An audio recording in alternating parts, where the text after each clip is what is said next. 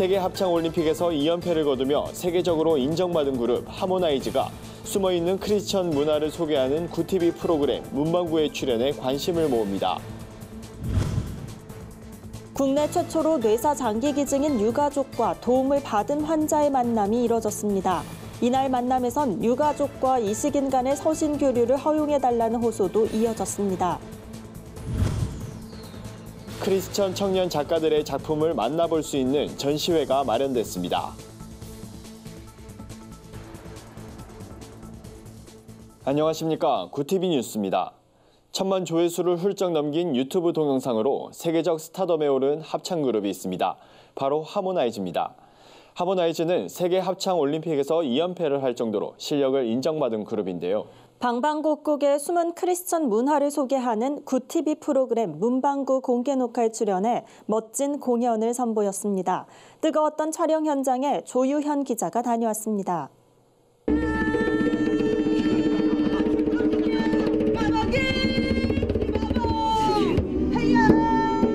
그룹 하모나이즈를 본격적으로 세상에 알린 영상입니다. 이 영상은 하모나이즈가 2018년 남아공의 한 식당에서 벌인 즉석 공연인데요. 조회수 1000만을 훌쩍 넘기며 세계적으로 관심을 모았습니다. 전혀 예상치 못한 반응이었고요. 그냥 저희는 재미삼아서 저희끼리 너무 소중한 추억이어서 그냥 한번 재미삼아 한번 올렸던 그 영상이 1000만 뷰, 지금 거의 1080만 뷰 정도 됐죠. 네, 그렇게 되게 많은 분들이 사랑해 주시면서 처음에 되게 당혹스러웠던 것 같아요. 이제 나중에 그게 점차 이제 감사함으로 이제 변하면서 그 영상 하나로 저희가 지금 많은 사랑을 받게 됐으니까 뭐 이거에 대해서 더 겸손하게 생각하고 좀 낮은 자세로 더 열심히 해야겠다. 하모나이즈는 2016년과 2018년 세계 합창 올림픽에서 2번의 금메달에 목에 걸며 한국뿐 아니라 전 세계적으로 실력을 인정받은 쇼콰이어 그룹입니다. 쇼콰이어는 역동적 퍼포먼스와 노래가 결합돼 브로드웨이 쇼의 형태로 보여지는 종합 퍼포먼스입니다.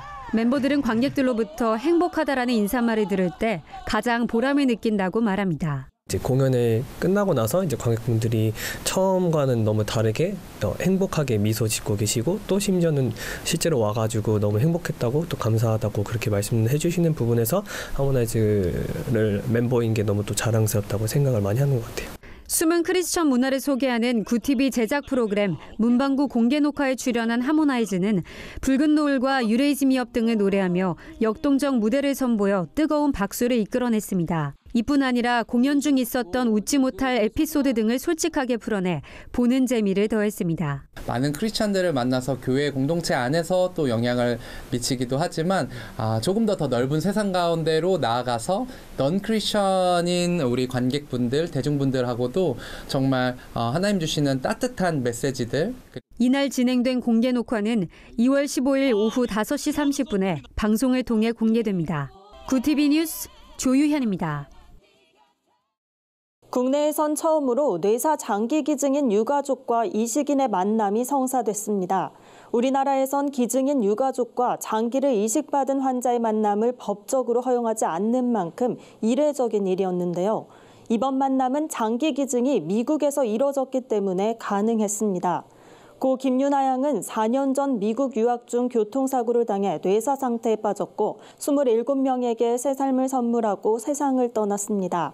신장과 췌장을 이식받은 미국인 김벌리 씨는 한국을 찾아 고인의 부모 김재박, 이성경 씨에게 감사 인사를 전했습니다.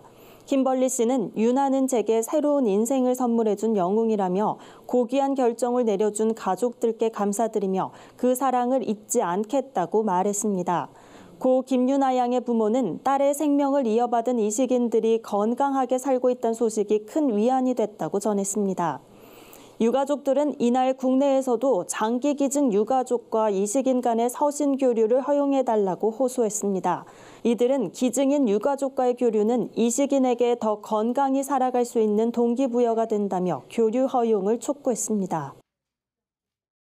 한국기독교미술인협회가 마련한 제2회 청년작가 초대전이 인사동 토프하우스에서 열렸습니다. 기독미술 문화를 계승하고 청년 작가들의 작품 활동을 지원하기 위해 마련된 이번 전시엔 13명의 기독 청년 작가들이 참여해 영감 어린 작품들을 선보였습니다. 증경회장 김창희 목사는 우리는 하나님의 사랑을 표현하는 거룩한 문화를 추구해야 할 의무를 갖고 있다며 예술 작품을 통해 사랑과 믿음을 고백하고 온 세상에 하나님의 영광을 나타내길 소망한다고 말했습니다.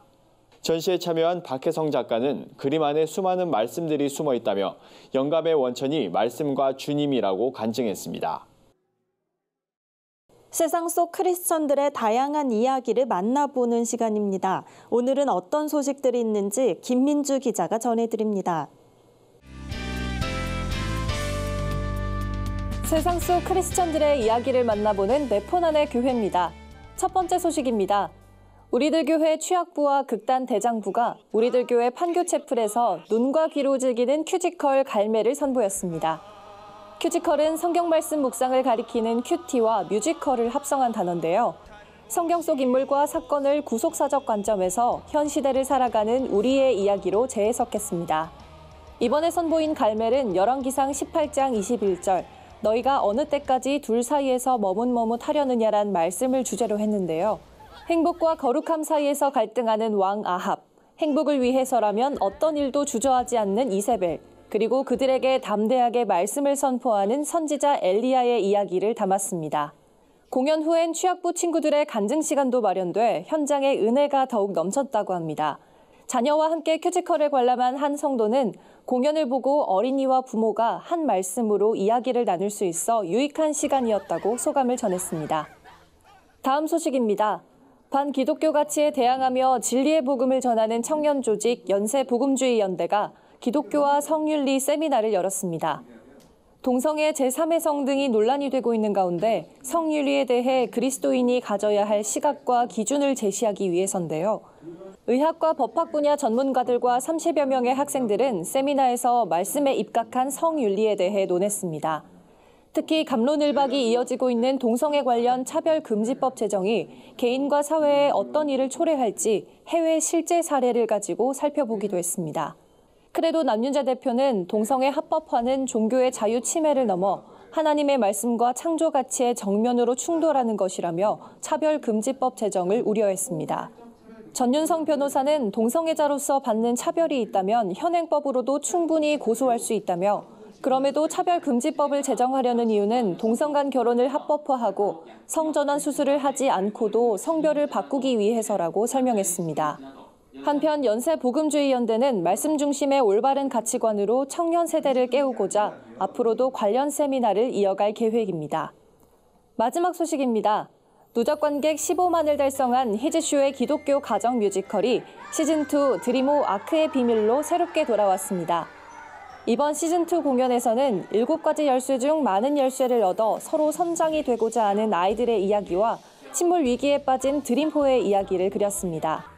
드림호 아크의 비밀은 지난 무료 상영회 예매 당시 전 좌석이 매진되는 기록을 보이며 인기를 증명했는데요.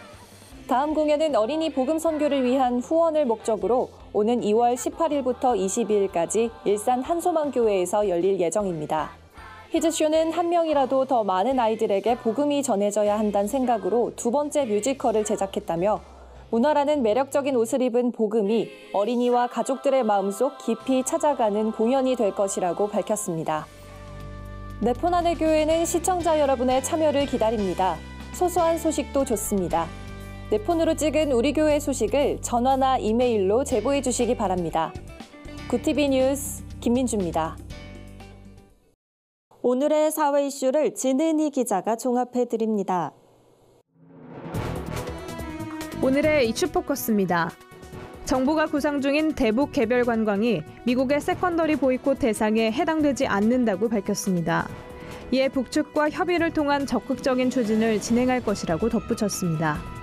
통일부는 대북 개별 관광에 대해 이산가족 또는 사회단체의 금강산 개성지역 방문, 한국민의 제3국을 통한 북한 지역 방문, 외국인의 남북 연계 관광 허용 등의 유형이 가능하다고 설명한 것으로 알려졌습니다.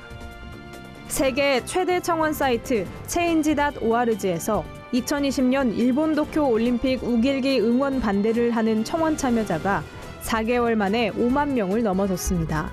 반크는 청원 사이트에서 우길기가 평화와 국제 친선의 축제인 올림픽에 사용되는 것을 지적했습니다.